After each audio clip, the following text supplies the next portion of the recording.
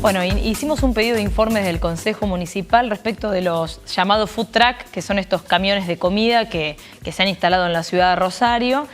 porque veíamos algunas inconsistencias entre lo que decía la normativa y entre lo que efectivamente ocurría en la realidad.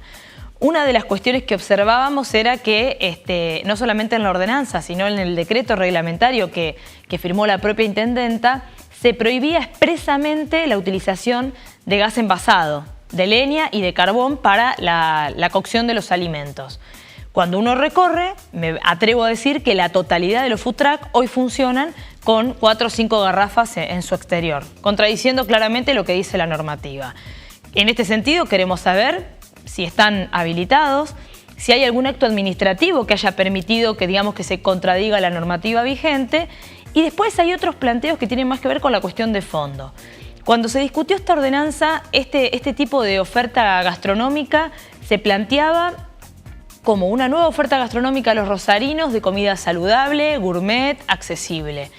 Así se lo promocionó y así se discutió en el momento de aprobación de la ordenanza. Cuando uno recorre, lo que ve, salvando pequeñas excepciones, es que de gourmet y de saludable, poco, digamos. Y que otra de las cuestiones también que nos parece importante, por lo menos revisar, es y saber quiénes son los actuales titulares y quiénes, digamos, han podido habilitar estos camiones gourmet, teniendo en cuenta, y queremos saber quiénes fueron los postulantes también para pedir la habilitación, porque la ordenanza era muy clara. La ordenanza decía que había que priorizar los que tuvieran como única actividad comercial el camión gourmet.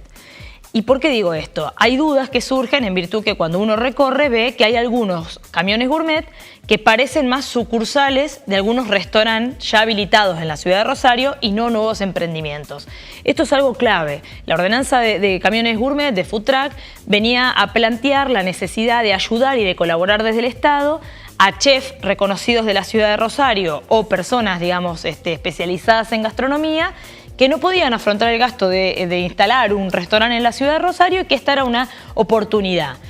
Y que además había un requisito que era, si se trataba de una persona física, esa persona tenía que ser chef o haber sido una persona capacitada en gastronomía. Si se trata de una sociedad o de una persona jurídica, uno de los socios como mínimo tenía que ser chef o una persona capacitada en gastronomía. No sabemos si eso se está cumpliendo actualmente, por lo menos en los camiones que están instalados en la ciudad. Otro de los cuestionamientos que nos acercaron incluso algunos vecinos es que la ordenanza plantea zonificaciones aprobadas, es decir, zonas donde tienen que ir rotando estos camiones gourmet. Algunas de esas zonas son el Parque del Mercado, el Parque Regional Sur, y nosotros vemos que siempre la oferta gastronómica de los food truck se limita generalmente a los parques aledaños al río. Entonces, también hay una necesidad de que esta oferta gastronómica se distribuya de manera igualitaria en todo el territorio de la ciudad de Rosario. A todas luces hay una falta de control en esta nueva, digamos, oferta gastronómica que existe en la ciudad de Rosario,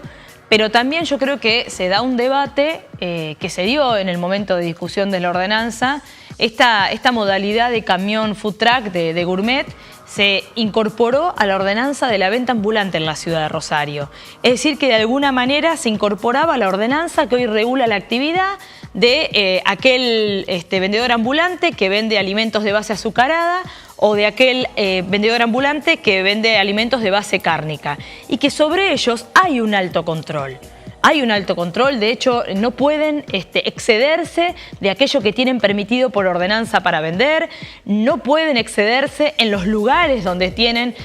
habilitados, es decir, que no pueden ser una competencia desleal ni para otros vendedores ambulantes ni para otros comercios, es decir, que el Estado sobre esos vendedores ambulantes sí ejerce un alto control. En el año 2015, cuando se aprobó esta ordenanza, había alrededor de 500 personas en lista de espera solicitando ser vendedor ambulante. De personas, estamos hablando, que son sostén de hogar, de personas que no tienen otro trabajo. Por eso también hacemos hincapié en el control que hay que tener con esta otra modalidad, que nosotros no compartimos que se incorpore a esta ordenanza, pero bueno, en definitiva así lo decidió la mayoría en el Consejo Municipal,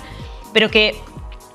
lo que siempre decimos, ¿no? Esto del cumplimiento igualitario de la normativa, del trato igualitario frente a la norma y también del trato igualitario desde la administración al resto de los ciudadanos, ¿no? Entonces, ese es un poco el cuestionamiento que hacemos y que esperamos que prontamente desde el Ejecutivo se conteste este pedido de informe para ver si amerita o no modificar esta ordenanza o ver o comprobar que se está realmente desnaturalizando. Emocionadas por ver la multitud que se agolpó en esta última marcha del 8M, de muchísimas mujeres y de muchos hombres también que acompañaron en esa caminata, en esa marcha a todas las mujeres rosarinas.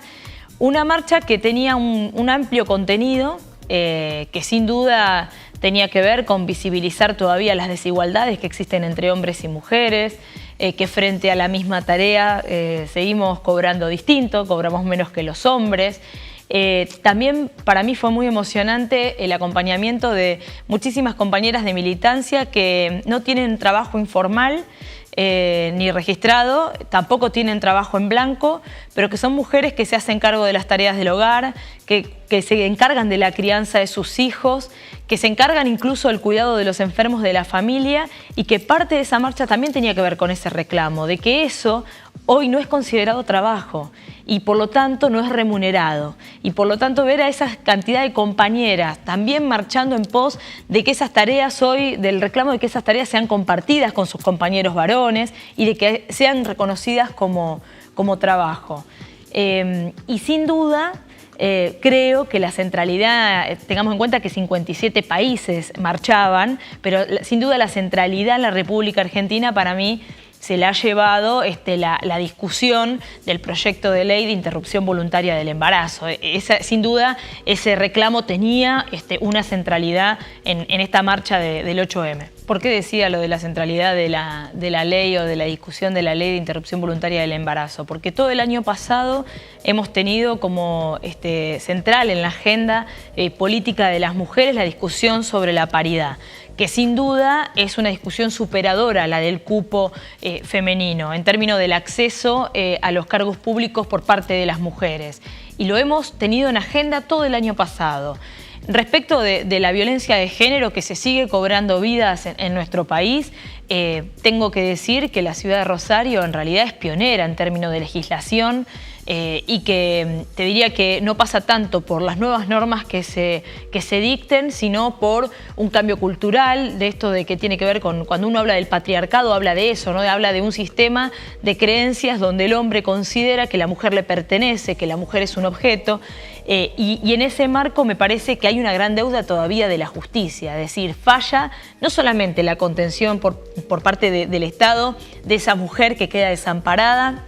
muchas veces con sus hijos, sino también de la justicia, que sin duda la justicia hoy sigue sin tener una perspectiva de género y que ahí quiero apuntar, no tiene que ver con que el juez sea mujer, digamos que sea una jueza, porque tenemos antecedentes de juezas que no tienen perspectiva de género tampoco, con lo cual hace falta un cambio cultural muy fuerte dentro de la justicia para que no llegue tarde. No se trata de aborto sí o aborto no, si se está a favor de la vida o se está a favor de la muerte. Quienes plantean el debate en esos términos están planteando el debate en términos falsos, digamos. La realidad es que hoy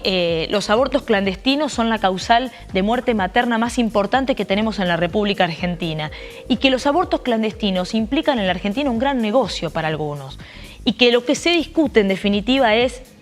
aborto legal o aborto ilegal. La campaña nacional que surgió en el Encuentro Nacional de Mujeres en Mendoza en el año 2005 plantea tres cuestiones. Educación sexual integral para poder decidir, que, oh casualidad, algunos de los sectores que se oponen o que dicen que están a favor de la vida son los que se oponen a que en las escuelas haya una educación sexual para permitirle a las mujeres poder decidir sobre su propio cuerpo.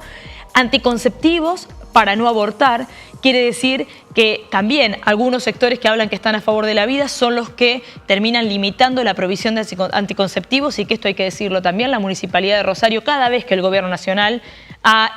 limitado la provisión de anticonceptivos, lo ha podido suplir el gobierno municipal aquí en la ciudad de Rosario. Y por otro lado, aborto legal, seguro y gratuito para no morir. Es decir, que aquellas mujeres que hoy tengan que hacerse un aborto